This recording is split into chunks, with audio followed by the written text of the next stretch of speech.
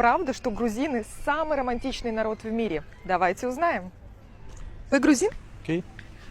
Скажите, пожалуйста, что такое любовь?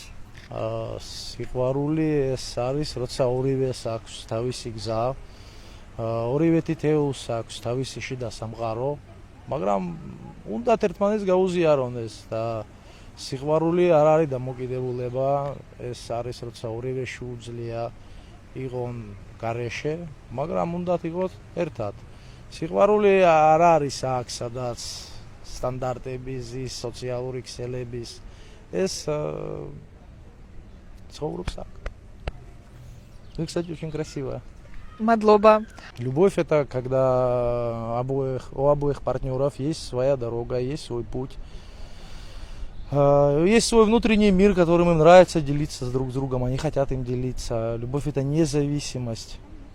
Любовь, она, когда люди могут быть без друга, но хотят все равно быть друг с другом. И любовь не живет вот здесь, где живут стандартные соцсети. Любовь живет вот здесь. Да. А правда, что грузины самый романтичный народ в мире? 100%.